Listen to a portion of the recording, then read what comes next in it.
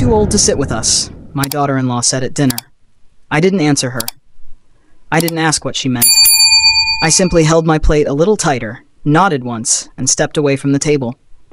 My chair scraped softly against the hardwood floor, a sound much louder than it should have been in that moment. No one stopped me.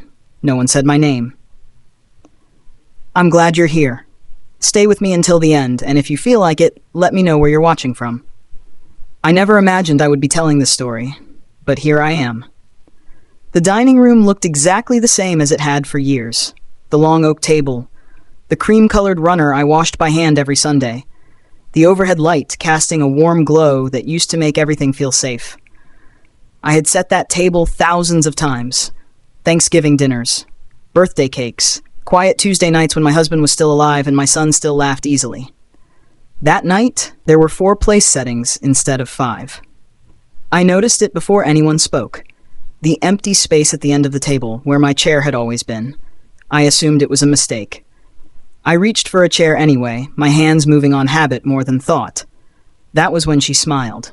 Not warmly, not kindly, just enough to show she was in control. "You're too old to sit with us," she said, like she was commenting on the weather. "You'll be more comfortable over there." She nodded toward a small side table near the kitchen. A folding table. Bare. No placemat, no centerpiece. Just a chair pulled out halfway, as if it had been prepared in advance. My son didn't look at me. He stared down at his plate, at the steam rising from the food I had cooked earlier that afternoon.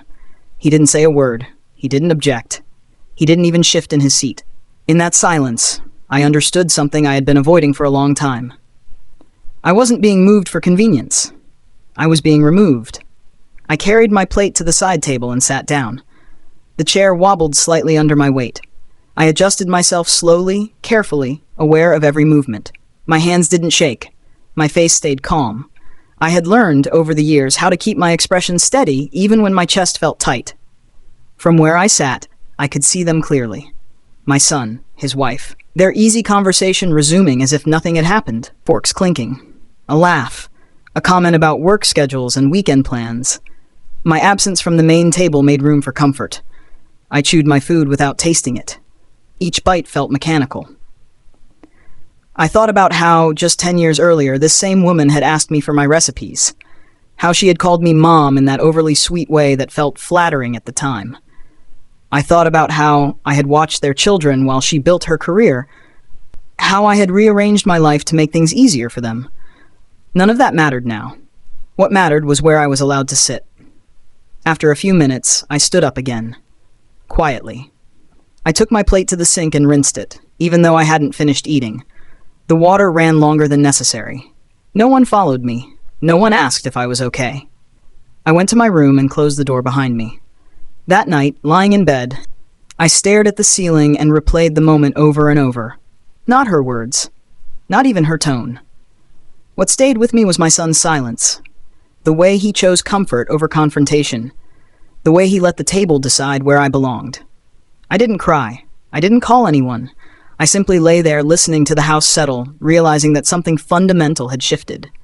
That was the night I stopped trying to earn a seat at a table I once built. The house felt different after that dinner. Not louder, not quieter, just heavier. The next morning, I woke up before sunrise, the way I always had. Habit doesn't disappear just because respect does. I lay there for a moment, listening. No footsteps in the hallway, no familiar sounds from the kitchen. The house was awake without me. When I finally got out of bed, I noticed the door to my room was still exactly where I had left it. Closed. It felt intentional, as if my presence was meant to stay contained now, reduced to one room instead of a home. I walked into the kitchen and saw the remnants of breakfast already cleaned up. 2 mugs in the drying rack. Crumbs wiped from the counter. They had eaten without me. No note. No apology. Just efficiency. I poured myself a cup of coffee and sat at the small table near the window. The same one I had been directed to the night before. In the daylight, it looked even smaller. Temporary. Like a place meant to be used briefly, not claimed. I wrapped my hands around the mug and stared outside. The yard was quiet, the lawn freshly cut. Everything looked normal. That was the strangest part. From the outside, nothing had changed. From the inside, I no longer recognized where I stood. After my husband died 3 years ago, this house became my anchor. We had lived here for over 40 years, raised our son here, painted the walls ourselves, replaced the roof twice. Every corner held a memory I could still trace with my eyes closed. Now, I felt like a guest who had overstayed her welcome. Throughout the day, no one spoke to me directly. My daughter-in-law passed by the doorway once, phone pressed to her ear, laughing softly. My son left for work without saying goodbye. I heard the garage door close and waited foolishly for him to come back inside. He didn't. In the afternoon, I folded laundry. My hands moved automatically, smoothing fabric, pairing socks. I noticed something small but telling. My clothes were no longer mixed in with theirs. My daughter-in-law had separated them. Her things, his things, the children's things. Mine, placed neatly in a single basket. Organized, efficient, final. I didn't confront anyone. I didn't ask questions. I had learned that questions invited answers I wasn't ready to hear. Instead, I observed. I paid attention to the quiet shifts, the subtle rearrangements that spoke louder than arguments ever could. That evening, they ate dinner again without me. I heard their voices from my room, the clink of silverware, the television on low volume, a laugh from my son that I hadn't heard directed at me in a long time. I waited. No one called me to the table. No one checked if I was hungry. I heated up leftovers later and ate alone, standing at the counter. It felt easier than sitting down. That night, as I lay in bed, I thought about the woman I used to be in this house, the one who hosted holidays, the one who held everything together quietly, without asking for praise. I wondered when that version of me had become invisible. I realized something then, staring into the dark. This wasn't sudden. The dinner table wasn't the beginning. It was the confirmation. Whatever place I once held here had already been taken from me. I was just the last one to notice. By the third day, the pattern was impossible to ignore. It wasn't one comment. It wasn't one dinner. It was a series of small decisions that all pointed in the same direction. Decisions made without my input, without my consent. Sometimes without even acknowledging my presence. That morning, I went to retrieve my coat from the hallway closet. It wasn't there. I stood in front of the open door longer than necessary, scanning the empty hooks as if my coat might suddenly reappear. The scarves were gone too. The gloves I kept in the side pocket. Everything that belonged to me had been moved. Later, I found them folded neatly in my bedroom, placed on the bed like items returned to a lost and found. Clean, orderly, displaced. No explanation was offered. At lunch, I overheard my daughter-in-law on the phone. She was standing in the living room, speaking in that calm, managerial tone she used when she wanted things done her way. "Yes," she said, lowering her voice slightly. "We'll need the spare room cleared soon. It's better if we plan ahead." The spare room. That had been my room since my husband passed. We had agreed on it together, back when agreements still mattered. I sat on the edge of my bed, hands folded in my lap, listening as she continued to talk about timelines and logistics as if I were a box that needed relocating. My son walked past my doorway shortly after. I looked up, expecting him to say something. He paused for half a second, just long enough for me to notice. Then he kept walking. That pause hurt more than if he had never stopped at all. In the afternoon, I noticed the mail sorted on the kitchen counter, envelopes stacked neatly, bills, bank statements, everything addressed to them placed in one pile. Anything with my name set aside, unopened, pushed slightly away from the rest. I picked one up, a letter from the utility company. My hands lingered on it longer than needed. For years, I had handled every bill in this house. I knew due dates by memory, account numbers by heart. Now I wasn't even part of the process. That evening, I tried something small. I asked my son what time dinner would be. He hesitated. Not long, just enough to glance toward his wife before answering. "We're eating a bit earlier tonight," he said. "You can grab something later. You can grab something later. Not join us. Not, we'll wait." Just an option presented politely, like a courtesy extended to someone passing through. I nodded. I didn't argue. I didn't remind him of the dinners I had waited hours for when he was late, the meals I had reheated again and again without complaint. I went back to my room and closed the door. From behind it, I heard laughter. Plates being set, chairs being pulled out, the sound of a family continuing without me. I sat on the bed and stared at the wall, counting the cracks in the paint to keep my thoughts steady. That night, as I prepared for sleep, I noticed another detail. My name was missing from the family calendar hanging in the hallway. Appointments listed, events marked, birthdays circled in red. Mine had been erased. It was subtle, easy to explain away if someone tried, but no one did. By then, I wasn't asking why anymore. I already knew. They weren't pushing me out all at once. They were shrinking my space, piece by piece, until there was nothing left to stand on. That night, I dreamed of my husband. Not the version from the hospital, thin and quiet, wires everywhere. I dreamed of him as he was before. Standing in the doorway of this house, keys in his hand, smiling like he always did when he came home from work. When I woke up, the bed beside me was still empty. I lay there longer than usual, staring at the ceiling, letting memories surface on their own. I didn't force them. They came naturally, as if my mind needed to remind me of something I was close to forgetting. This house had never been silent when he was alive. Even on the quiet days, there was always the sound of him moving around, humming off-key, clearing his throat, calling my name from another room just to ask something he already knew the answer to. "This will always be your home," he used to say. He said it when we paid off the mortgage. He said it again after our son got married, when I asked if we should downsize. He said it the last winter before he died, when my health wasn't as strong and I worried about the stairs. "As long as I'm here, you're safe," he told me. I held on to those words for years. I built my sense of security around them. I believed that even after he was gone, what we built together would still protect me. That belief was starting to feel fragile. After breakfast, I opened the old cedar chest at the foot of my bed. Inside were things I hadn't looked at in a long time. Photo albums, cards, folded letters tied with a ribbon. I sat on the floor and opened one album carefully, the plastic sleeves crackling softly. There we were, young, tired, happy in the way people are when they're building something together. Pictures of our son as a child, standing between us, his hand in mine. Birthday candles, school plays, Christmas mornings where the living room looked like it had exploded with wrapping paper. I remembered how my husband used to stand behind me at the kitchen counter, arms loose around my waist, watching me cook. How he would tell people without embarrassment that I was the heart of the family. "You don't move the heart," he once said to our son, half joking. "Everything else stops." I wondered when that stopped being true. In the afternoon, I heard my daughter-in-law on the phone again. This time, I caught more of the conversation.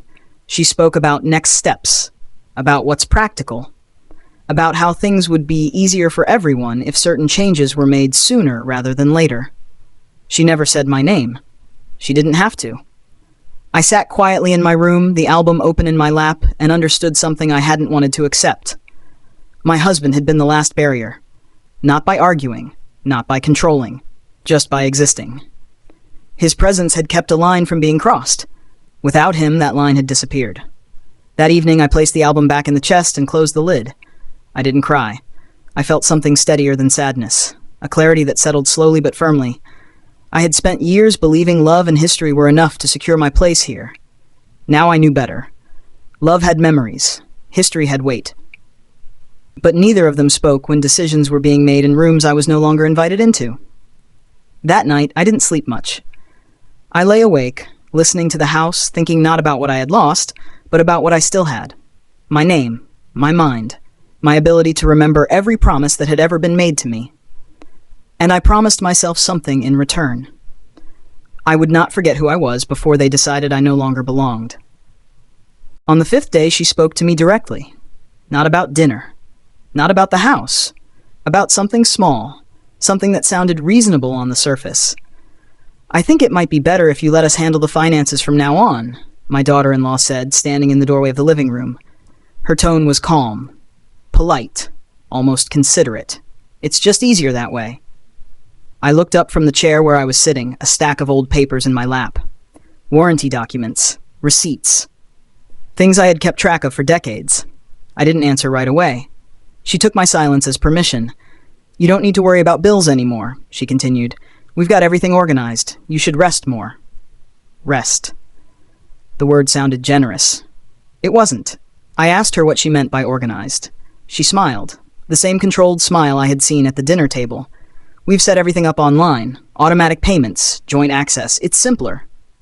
Joint access. I knew better than to argue. I nodded once and said I understood. Her shoulders relaxed slightly, as if she had expected resistance and was relieved not to find it. Later that afternoon, I checked the desk in the study. The one my husband used to call mine, even though he paid for it. The drawer where I kept important papers no longer opened smoothly. Someone had rearranged it. Files missing. Folders shifted. Nothing dramatic. Just enough to make it clear that I wasn't in charge anymore. That evening, my son spoke to me. Not unkindly. That somehow made it worse. "Mom," he said, leaning against the counter, arms crossed. "You know she's just trying to help. You don't need to be so involved in everything." So involved. I asked him when I had stopped being involved in my own life. He didn't answer that. He talked instead about stress, about how things change, about how it's normal for parents to step back. Step back. I remembered standing on the sidelines of his soccer games, rain soaking through my coat, cheering anyway. I remembered stepping back then too, making room for him to grow. That had been love. This wasn't. The next morning, I overheard them talking in the kitchen. They didn't realize I was awake. "She doesn't need all that space," my daughter-in-law said. "It's not practical." "We'll figure it out," my son replied. His voice was lower, tired. "Let's just do this carefully." Carefully, they spoke about me like a task, a situation to manage, a problem that needed a solution. When I entered the kitchen, the conversation stopped. My daughter-in-law reached for her coffee. My son avoided my eyes. The silence told me everything I needed to know. Throughout the day, she stayed close, too close, asking where I was going, what I needed, whether I planned to be home later. Each question framed as concern, each one tightening the boundaries around me. I realized then that she wasn't just pushing me aside. She was positioning herself. Not as a daughter-in-law, not even as a wife, but as the authority. That night I sat on the edge of my bed and replayed every interaction, every smile that didn't reach her eyes, every decision she made on my behalf, every time my son deferred instead of deciding. This wasn't impulsive. It wasn't emotional. It was strategic. And for the first time since all of this began, I felt something shift inside me. Not anger, not fear. Awareness. She thought I was tired, confused, easy to move. She thought I wouldn't notice. She was wrong. I had been quiet because I was watching, and now I understood exactly who I was watching. The woman who helped me see things clearly wasn't part of the family. She was my neighbor, Helen. She lived 2 houses down and had known me for over 20 years. We weren't close in the way people imagine friendship. We waved. We talked about weather. We borrowed sugar once or twice. That was all. One afternoon, as I was taking out the trash, she walked over to the fence. "Are you all right?" she asked. It wasn't the words. It was the pause after them. The way she looked at me, not past me. I hesitated before answering. "I'm fine," I said, because that's what women my age are trained to say. She nodded slowly. "You haven't been at the front table lately," she said. I noticed. That caught me off guard. I asked her what she meant. "I saw you through the window last week," she continued, choosing her words carefully. "You were sitting alone. They were eating together." I didn't deny it. There was no point. She leaned against the fence and lowered her voice. "I went through something similar after my husband died," she said. "Not the same, but close enough. It starts small, then it gets organized." Organized, that word again. She asked me gently whose name was on the house, on the accounts, on the insurance policies. I told her what I knew. I told her what I assumed. She didn't interrupt. When I finished, she sighed. "Assumptions can be expensive," she said.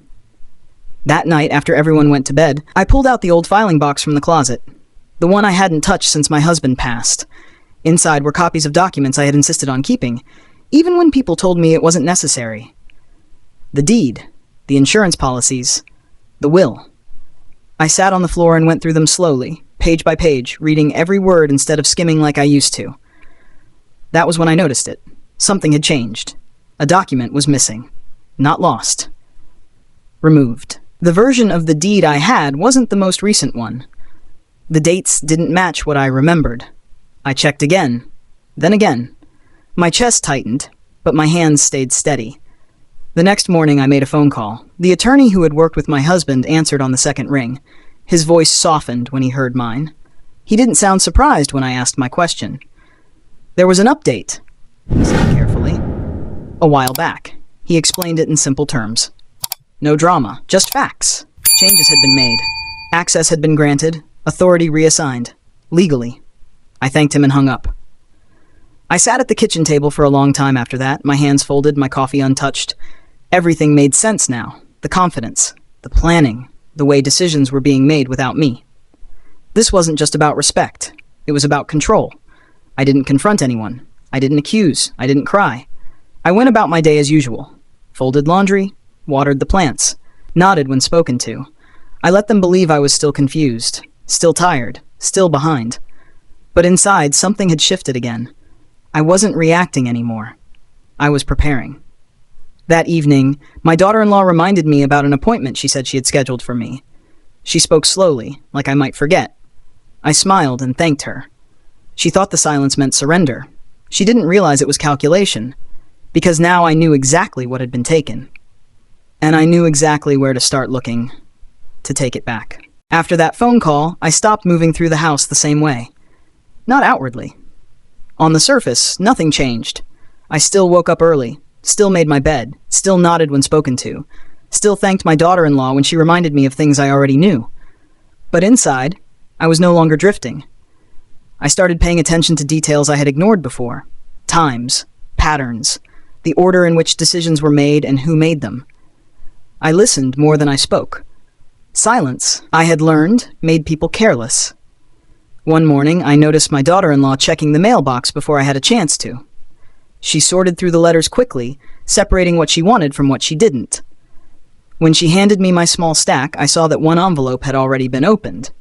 She didn't mention it, neither did I. That afternoon, I took a walk around the neighborhood.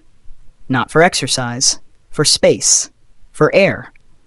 I needed to think without walls listening. I counted steps, 1 block, 2, 3. By the time I turned back, my thoughts were clearer than they had been in weeks. I wasn't confused, I wasn't forgetful, I was being managed. Back at the house, I went into the study while everyone was out. I didn't touch anything. I just looked. The computer desk was cleaner than usual. Too clean. Folders gone. A locked drawer where there hadn't been one before. I wrote it all down later in a small notebook I kept in my purse. Dates, words, actions. I didn't write how I felt. I wrote what happened. Facts were safer than emotions. That evening, my son asked me if I was feeling overwhelmed. The question sounded rehearsed. I told him I felt fine. He looked relieved. He said it was good that I trusted them, that they just wanted what was best. Best was a word I heard a lot now. Best for who, I wondered, but I didn't ask. Over the next few days, I noticed my name disappearing from things. Subtly. A contact list on the fridge updated without it. A grocery list written in her handwriting that didn't include anything I liked. Appointments discussed in front of me but never with me. I wasn't being forgotten. I was being replaced. One night as I lay in bed, I thought about all the years I had been the one keeping track. Of birthdays. Of deadlines. Of details no one else bothered to remember. I had been invisible then too, in a different way. The difference now was that my invisibility was intentional. The next morning I made a decision. I called the attorney again, not to confront, to ask questions. Careful ones, about options, about protections, about what could still be done quietly.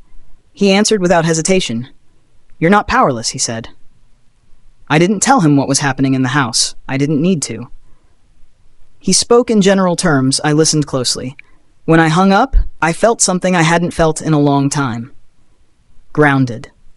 I spent the rest of the day as usual, cooked, cleaned, smiled at the right moments, let them believe the routine was working. But that night, as I placed my notebook back into my purse, I understood something clearly. They thought my silence meant acceptance. They thought my age meant I wouldn't act. They were wrong on both counts. I wasn't waiting for permission anymore. I was waiting for the right moment.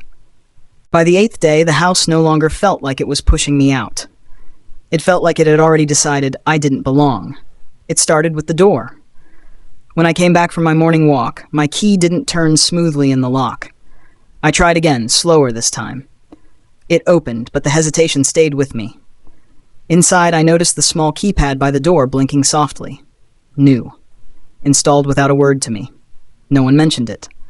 In the kitchen, the cabinets had been rearranged. Items I used every day were gone from the lower shelves. Moved higher. Out of reach unless I stretched. The step stool I normally kept nearby was missing.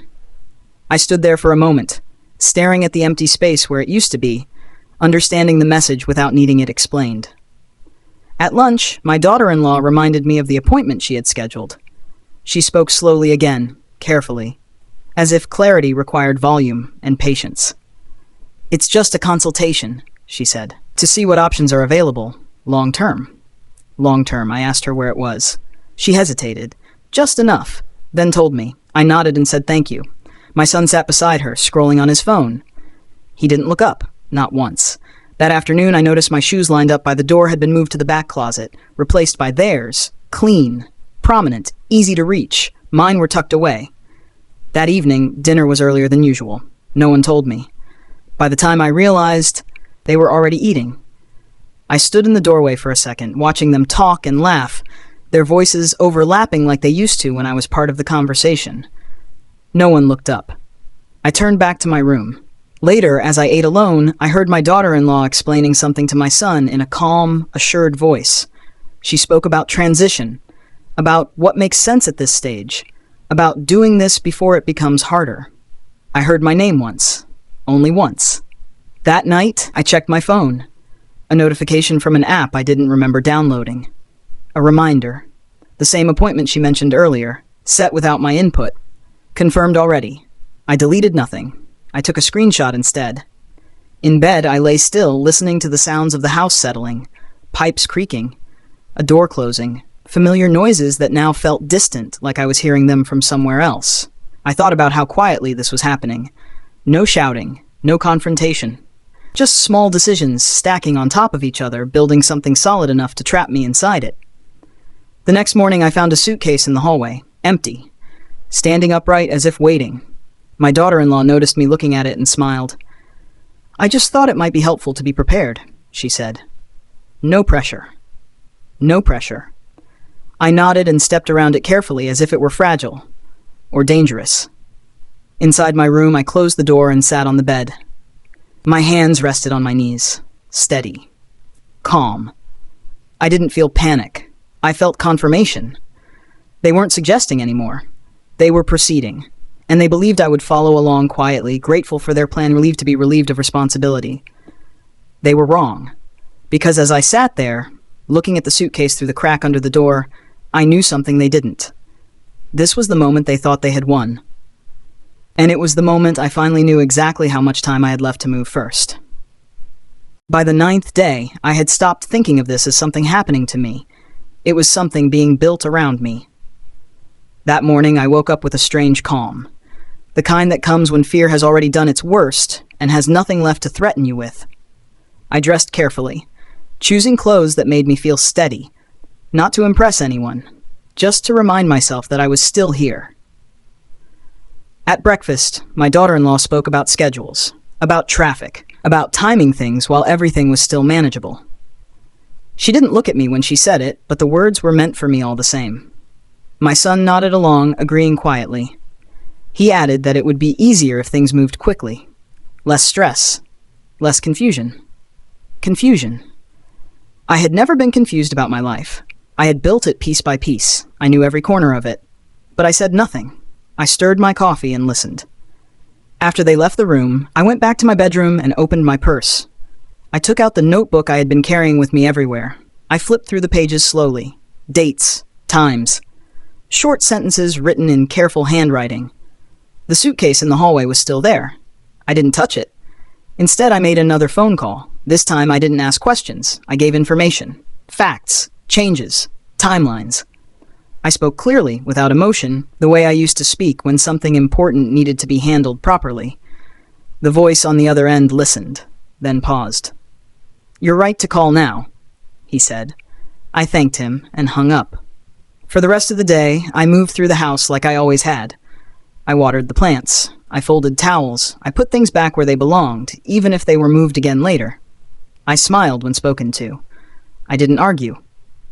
In the afternoon, my daughter-in-law asked me if I was packed. "Not yet," I said.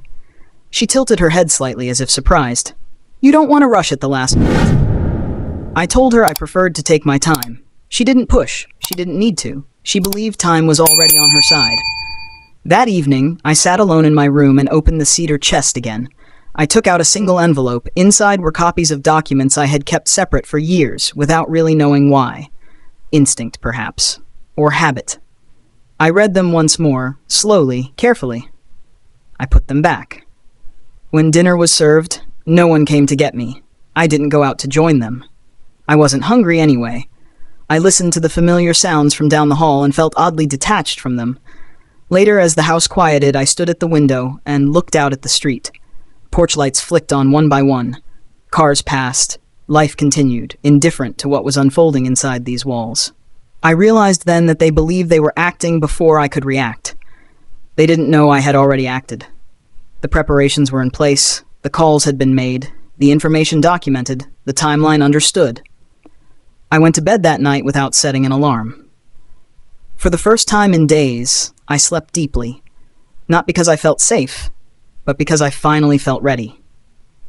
They thought the suitcase meant I was leaving. They never considered that it might belong to them instead. The 10th day began like any other, which should have warned me. The house was quiet when I woke up. Too quiet, no movement, no voices. I dressed slowly, smoothing my clothes, choosing calm over speed. I stepped into the hallway and noticed the suitcase was gone. So were my shoes. In their place, near the door, were 2 packed bags I didn't recognize at first. Larger. Newer. Tagged with neat labels. My daughter-in-law's handwriting. I stood there, looking at them, and felt no surprise. Only confirmation. At breakfast, they finally spoke plainly. "We need to talk," my son said, gesturing toward the table. I sat down across from them at the edge, not fully invited, but no longer excluded either. The table felt unfamiliar now, like borrowed furniture. My daughter-in-law took the lead. She always did. "We've made some decisions," she said. "We think it's best if things change starting today." Today. She spoke about arrangements, about convenience, about what made sense given my age. She said it gently, like she was offering a favor. She avoided words like leave or move out. She preferred softer ones.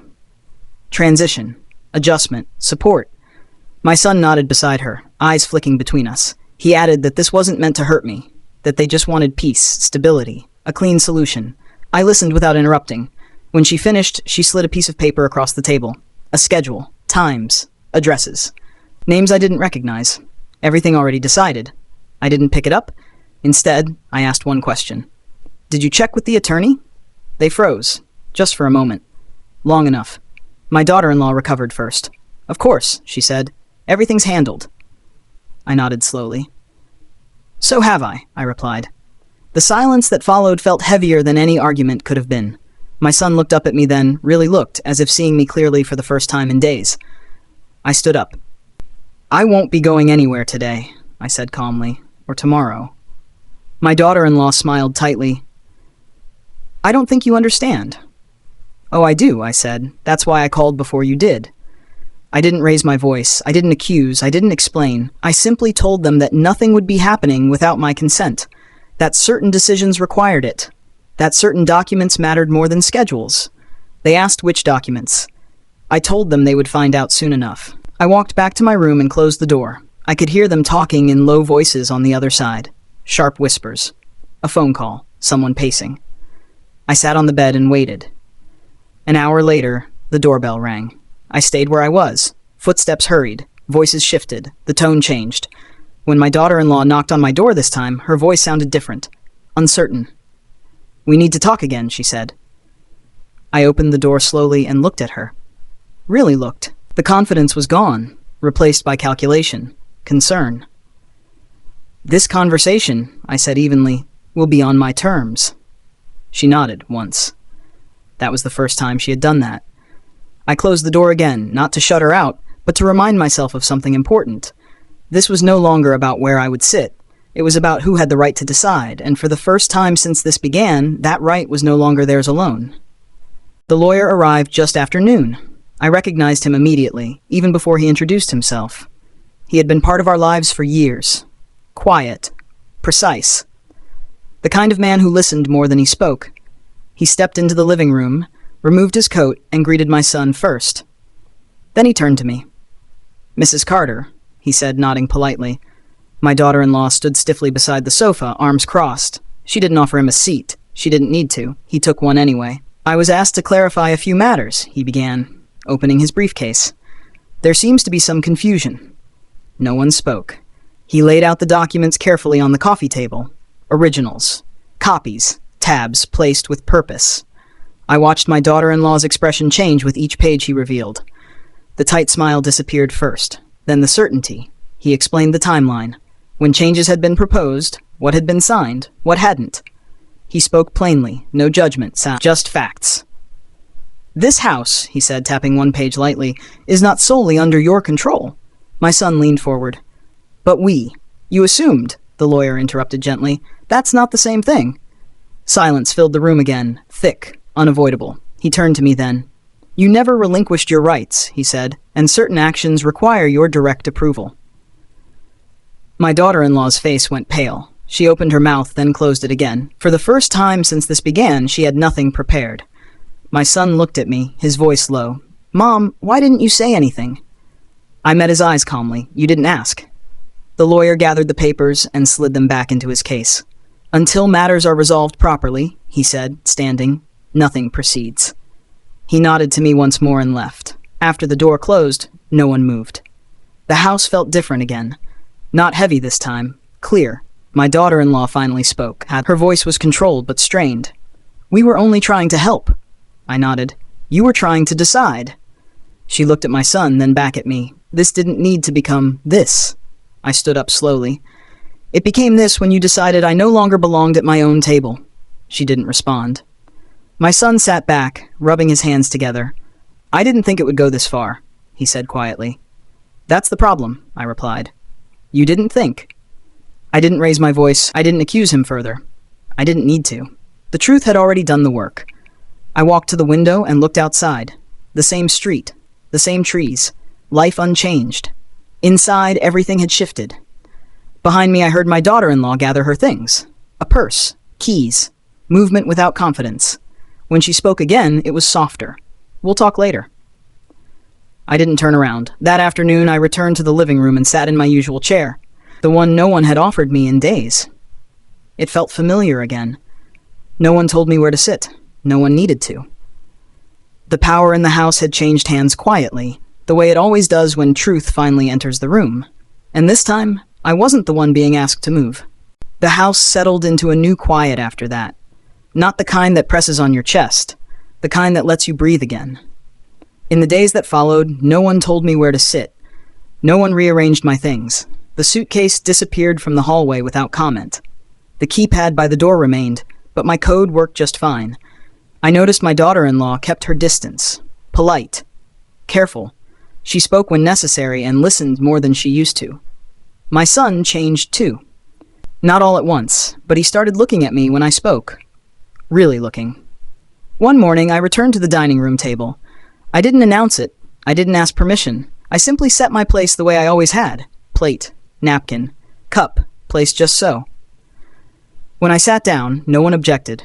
Breakfast passed quietly. Afterward, my son lingered while his wife left the room. He stood by the sink, hands resting on the counter, unsure of where to begin. I didn't realize how far it had gone. He said finally. I dried my hands and turned to face him. "That's because you stopped paying attention." He nodded slowly. "I'm sorry, it wasn't dramatic. It wasn't perfect. But it was real." That afternoon, I walked through the house with a different awareness. Not to check for changes, to remember. The marks on the wall where our son's height had been measured. The spot by the window where my husband used to stand with his coffee. The chair that was mine because it always had been. I hadn't lost any of it. I had almost been convinced I did. That night, I slept deeply. Not from exhaustion, from peace. In the weeks that followed, boundaries returned quietly. Conversations became more direct. Decisions slowed down. When plans were discussed, I was included. Not as an obligation, as a person. I never brought up the dinner again. I didn't need to. Respect doesn't return because you demand it. It returns when people realize they can't proceed without you. One evening, as I cleared the table, my daughter-in-law paused beside me. "I didn't mean to make you feel small," she said. I looked at her calmly. "Intent doesn't erase impact." She nodded. That was enough. Later, I stood alone in the living room, lights dim, the house quiet. I thought about that first night, the chair scraping back, the silence, the way I had walked away without knowing what would come next. I understood something then that I hadn't before. Walking away wasn't weakness. It was the moment I stopped begging for space and started reclaiming it. I never needed to raise my voice. I never needed to threaten. I only needed to remember who I was before anyone decided I was inconvenient.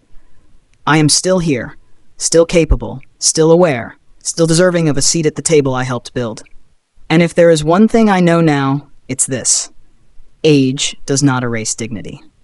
Silence does not mean surrender. And no one gets to decide your worth simply because they think you're done speaking.